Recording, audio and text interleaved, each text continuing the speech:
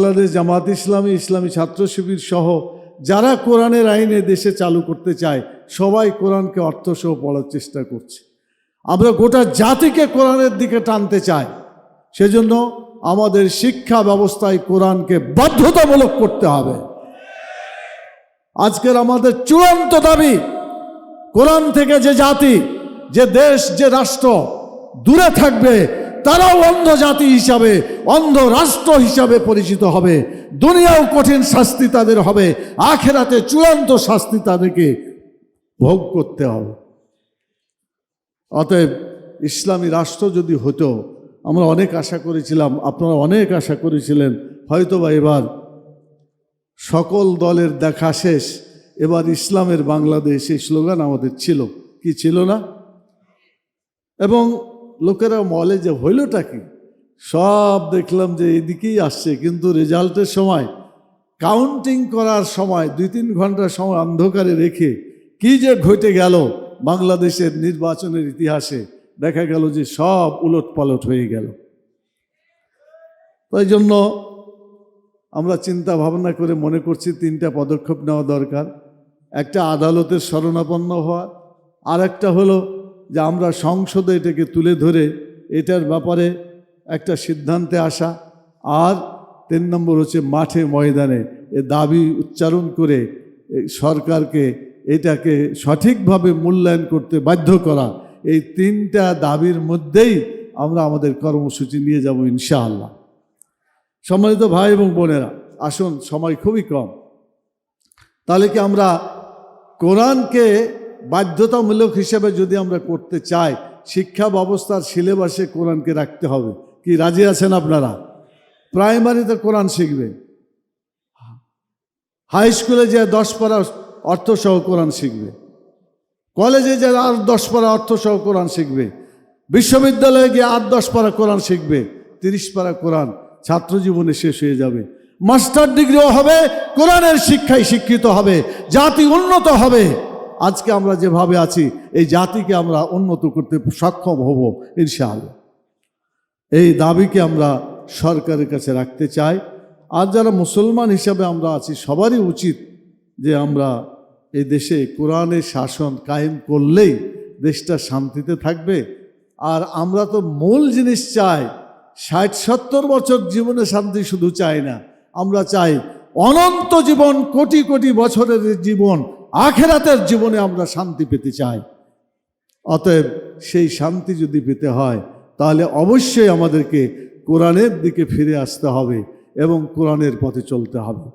যেসব দল কোরআনের কোনো কর্মসূচি নাই, আখেরাতের কথা বলে না, সব সময় 60-70 বছর জীবনের প্রতি তাদের দৃষ্টি এখানেই তাদের আবদ্ধ থাকে, এই সব দলে যোগদান করে আখেরাতের কোনো কল্যাণ হবে? জোরে বলেন না কেন? হবে? হবে না। যে জায়গায় গেলে কোরআন শিখা যাবে, আখেরাতের কোটি কোটি বছরে আমরা সেখানে থাকতে পারবো ভালোভাবে, সেই দল করা উচিত, সেই আন্দোলন করা উচিত, সেই রাজনীতি করা উচিত।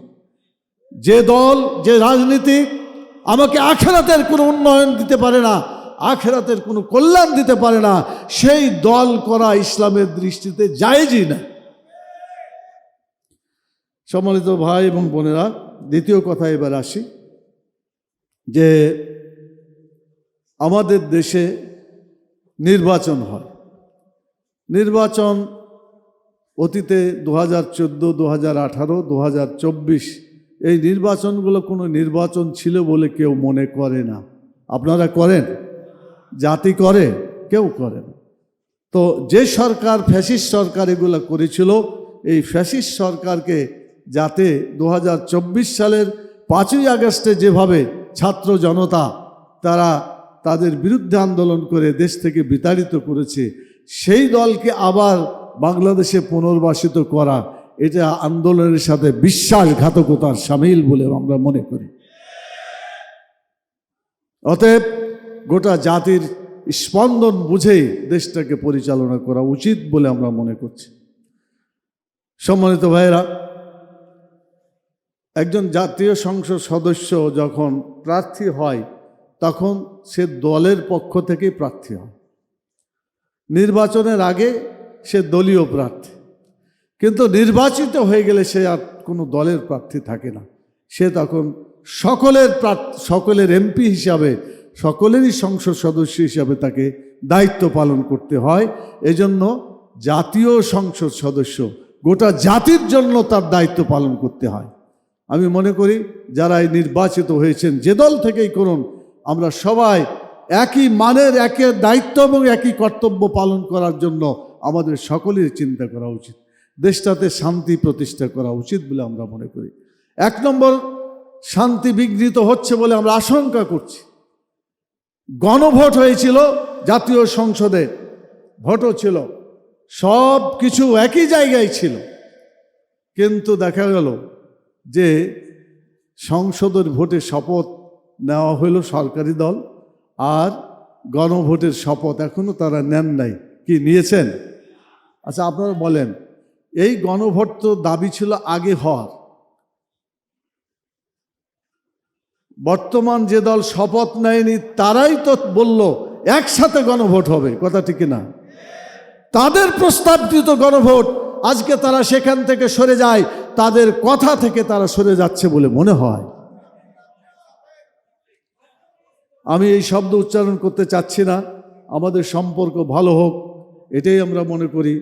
কথা এবং কাজে মিল হচ্ছে না, এই শব্দটাই আমরা বলতে চাই। আবার আমরা যখন গেলাম, আমরা দুটাই শপথ নিয়েছি, জাতীয় সংসদেরও নিলাম, গণভোটেরও নিলাম।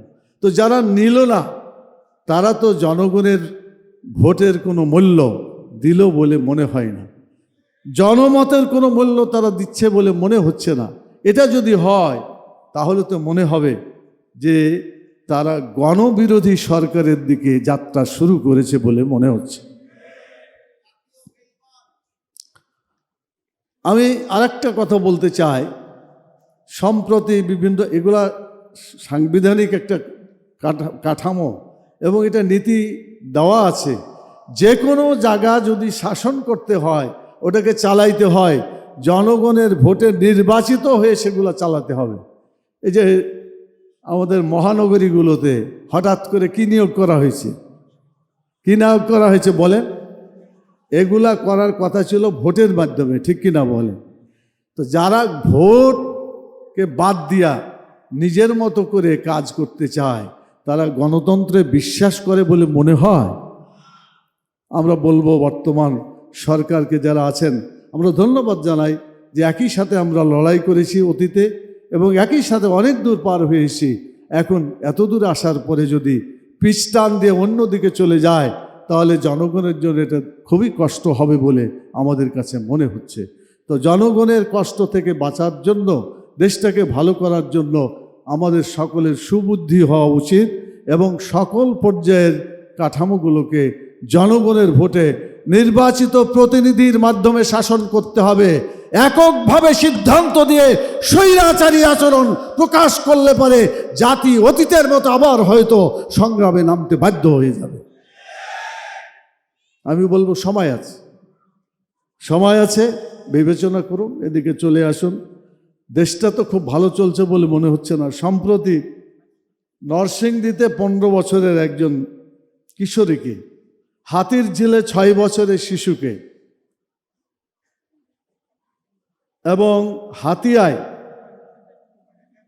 সেখানেও ভোট দেওয়ার কারণে একজন নারীকে ধর্ষণ করা হয়েছে বলে খবরে প্রকাশ। এই ধর্ষণটা একটা জাতির জন্য ধ্বংসের আলামত। যে জাতির মধ্যে জেনা, ব্যভিচার এগুলো ছড়িয়ে পড়ে, সেই জাতি সত্যিকারভাবে দেশ এবং দেশের কল্যাণের জন্য কোনো কাজ করতে তারা পারে না। তো আলামত ভালো না। এই আলামত থেকে দেশকে যদি ফিরিয়ে আনতে হয়, আমি বলবো সরকারি দল, বিরোধী দল সবাইকে চিন্তা করে একসাথে কাজ করতে হবে। সরকারি দল আর বিরোধী দল শত্রু নয়, তারা একে অপরের বন্ধু হবে, পরিপূরক হবে। কোনো সংশোধন যদি কেউ দেয়, ইমাম সাহেব যদি সামনে থাকে, পিছনে যদি যারা নামাজি থাকে, তারা কি দিবে? লোকমা দিবে না ভুল হলে? এই লোকমা নিয়ে কাজ করলে পরে দেশ ভালো চলবে। আর লোকমা যদি কানে না যায়, তাহলে সেই ইবাদতও হবে না, সেই কাজের কোনো সফলতাও আমরা পাবো না। সেজন্য আমি বর্তমান সরকারের কাছে রিকোয়েস্ট করব যে জিনিসগুলোকে খুব ভালোভাবে বুঝে দেখে কাজ করার জন্য চেষ্টা করতে হবে। প্রিয় ভাইরা, শেষ কথা হলো, রমজান মাসে আমরা আমাদের জীবনকে সুন্দর করে গড়ে তুলতে চাই, যেমন ব্যক্তিগতভাবে যেমন গড়ে তুলতে চাই, সামাজিকভাবে দেশটাকেও ভালো রাখতে চাই, রাজনৈতিকভাবেও আমাদের দেশটাকে ভালো করতে চাই। এটা যদি করতে হয় তাহলে আমাদেরকে আলাপ আলোচনার মাধ্যমেই সমাধান করতে হবে। পরিবেশটা এখন আলাপ আলোচনার মধ্যে থাকতে পারলেই ভালো হয়। গরম পরিবেশ যখন তৈরি হয়ে যায় তখন বেশি আলাপ আলোচনায় বেশি লাভ হয় না। সেজন্য ঠান্ডা অবস্থায় চিন্তা ভাবনা করে সরকারি দল বিরোধী দল একসাথে যদি আমরা বসে আলাপ আলোচনার মাধ্যমে দেশটাকে সুন্দর করতে পারি। দেশের জনগণের ভোগান্তি অনেক হয়েছে, এই ভোগান্তি দয়া করে মেহেরবানি করে কেউ আর বৃদ্ধি করার দিকে যাবেন না, এই ভোগান্তি কমানোর দিকেই যাওয়ার জন্য আমি সকলের কাছে আবেদন জানিয়ে এবং শেষ আর একটি কথা বলতে চাচ্ছি। প্রিয় ভাই এবং বোনেরা, রমজান মাস এভাবে শুধু গুটিকতক লোক পালন করলে এই রমজানের মর্যাদা বাড়বে না। রমজানের মর্যাদা বাড়বে রাষ্ট্রীয়ভাবে রোজাকে সেই মূল্য দিয়ে এবং রাষ্ট্রীয়ভাবে রোজার শিক্ষাগুলোকে বাস্তবায়ন যদি করে তাহলে এই রোজার মর্যাদা এখানে প্রতিষ্ঠিত হবে। নামাজের খবর নাই, রোজার খবর নাই, জাকাতের খবর নাই, আল্লাহর বিধানের প্রতি কোনো পরোয়াই নাই বলে আমার কাছে মনে হচ্ছে। অথচ আল্লাহ বললেন, আল্লাযীনা ইন মাক্কান্নাহুম ফিল আরদ আকামুস সালাত ওয়া আতাউজ যাকাত ওয়া আমারু বিল মারুফ ওয়া নাহাউ আনিল মুনকার। যারা ক্ষমতায় অধিষ্ঠিত হবে, যারা ক্ষমতা প্রাপ্ত হবে, এক নম্বরে নামাজ চালু করে মানুষের চরিত্রকে ভালো করে দিতে হবে। চরিত্রবান নাগরিক তৈরি হলে দেশের সকল সমস্যার সমাধান হবে। নামাজি তৈরি করার এক নম্বর ঘোষণা আল্লাহ বলেছেন, সচ্চরিত্র নাগরিকদের চরিত্র তৈরি করার ব্যাপারে আল্লাহ বলেছেন। জাকাত চালু করে মানুষের ক্ষুধা দারিদ্র্য বেকারত্ব দূর করতে হবে। এই জাকাত যতদিন চালু না হবে ক্ষুধা দারিদ্র্য বেকারত্ব বাংলাদেশ থেকে যাবে না।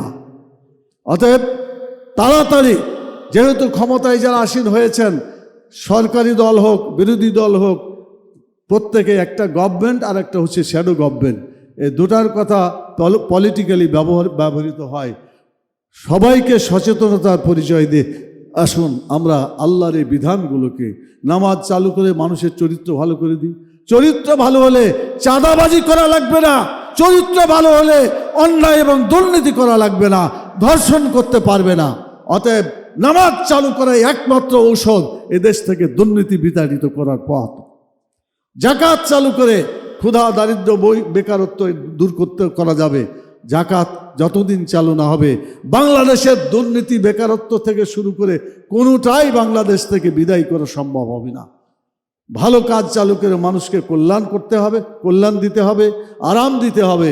মন্দ কাজ বন্ধ করে মানুষকে কষ্টের হাত থেকে রক্ষা করতে হবে। সূরা হজের 41 নম্বর আয়াত আজকে বাংলাদেশের সরকারের জন্য এক নম্বর ওষুধ হিসাবে ট্রিটমেন্ট করতে হবে। আমরা কোরআনের এই মেডিসিন বাংলাদেশি সরকারে প্রয়োগ করার জন্য আহ্বানও জানাতে চাই, আন্দোলনের জন্য ডাকও দিতে চাই। যতদিন বেঁচে আছি আল্লাহর কোরআনের আইন এখানে চালু না হবে ততদিন পর্যন্ত আমাদের আন্দোলন সংসদের ভিতরেও চলবে, বাইরেও চলবে, সব জায়গায় আন্দোলন চলবে। আন্দোলন হবে জীবনের অপর নাম। আসুন সেই সংগ্রামে আমরা ঝাঁপিয়ে পড়তে চাই। আপনারা কি রাজি আছেন সেই আন্দোলনে? রাসূলুল্লাহ সাল্লাল্লাহু আলাইহি ওয়াসাল্লাম বদরের যুদ্ধ করেছিলেন কোন মাসে? রমজান মাসে বদরের যুদ্ধ করেছিলেন। না খেয়ে রোজা রেখে আন্দোলন করেছিলেন, জিহাদ করেছিলেন। আজকে মুসলমানদেরকে শপথ নিতে হবে রোজার যে শিক্ষা, এই শিক্ষাকে নিজের জীবনে বাস্তবায়িত করে বাংলাদেশকেও দুর্নীতির বিরুদ্ধে, অন্যায়ের বিরুদ্ধে সে ধরনের সংগ্রাম পরিচালনা করে বাংলাদেশকে দুর্নীতিমুক্ত একটা দেশে পরিণত করতে হবে ইনশাআল্লাহ। সেই আবেদন জানিয়ে আপনাদেরকে ধন্যবাদ জানিয়ে এবং বিশেষ করে the forum of engineers and architects এই সংগঠনকে আমি ধন্যবাদ জানাই আমাকে কথা বলার সুযোগ দেওয়ার জন্য। আল্লাহ তাআলা যদি আগামীতে আবার দেখার সুযোগ দেন আবার কথা হবে ইনশাআল্লাহ। আল্লাহর কাছে তৌফিক কামনা করছি। আল্লাহ বাংলাদেশকে অনেক কষ্ট, অনেক যন্ত্রণা সহ্য করে এ পর্যন্ত এসেছে। এই যন্ত্রণা থেকে জাতিকে যেন আল্লাহ মুক্ত দান করেন এবং 124 নম্বর আয়াতে আল্লাহ তাআলা বলছেন, ওমান আরাজা আন যিকরি ফাইন্না লাহু মাঈশাতান জানকা ওয়া নাহশুরুহু ইয়াওমাল কিয়ামাতি আমা। যদি কেউ কোরআন থেকে দূরে থাকে, দূরে থাকা মানে না বুঝা থাকলো, ওকে বুঝলোই না, কিছু করলোই না কোরআন থেকে, এই লোকটির ব্যাপারে বলা হচ্ছে দুনিয়ার জীবনে সে অত্যন্ত কষ্টের মধ্যে জীবনযাপন করবে, সমস্যার মধ্যে জীবনযাপন করবে, দুশ্চিন্তার মধ্যে জীবনযাপন করবে। জীবনটাকে সংকীর্ণ করে দেওয়ার কথা অনেক তফসিরে, বেশিরভাগ তফসিরে সংকীর্ণ করার কথা বলা হয়েছে। সংকীর্ণ মানে টাকা থাকলেও আপনার এই টাকাতে আপনি খুশি থাকতে পারবেন না, এই টাকা আপনাকে শান্তি দিতে পারবে না। দিস ইজ সংকীর্ণ এই অর্থ। আবার এমনও হইতে পারে টাকা নাই, কষ্টে আছেন, এটাও একটা হইতে পারে। অর্থ যেটাই হোক, কোরআন থেকে যদি আমরা শিক্ষা গ্রহণ না করি, কোরআন থেকে জীবনযাপন করতে যদি আমরা না পারি, তাহলে আমাদের জীবনটা হয়ে যাবে সংকীর্ণ, দুঃখময়, কষ্ট থেকে শুরু করে দুশ্চিন্তার লাখো দুশ্চিন্তা আমাদের মাঝে জমা হবে, যেখানে মানুষ শান্তি খুঁজে পাবে না। আর আরেকটা কথা বলা হয়েছে যে কোরআন থেকে দূরে থাকলে কি হবে, কিয়ামতের দিনে যখন মানুষ উঠবে তখন সে অন্ধ অবস্থায় উঠবে। He will be totally blind in the hair after. আখেরাতে একেবারে সম্পূর্ণ অন্ধ হয়ে উঠবে। সে বলবে লেমা সারতানি আমা, আল্লাহ আমাকে কেন তুমি কানা করলে, কেন আমাকে অন্ধ করলে? ওয়াকাদ কুন্ত বাসিরা, আমি তো দেখতে পেতাম দুনিয়াতে, চোখ দিয়ে অনেক কিছু দেখেছি, আমার পিতামাতাকে দেখেছি, আমার স্ত্রীকে দেখেছি, আমার ছেলে মেয়েকে দেখেছি, তোমার প্রাকৃতিক দৃশ্য যত ছিল সব আমরা দেখেছি, আজকে কোনো চোখ নাই, আমি কেন অন্ধ হলাম?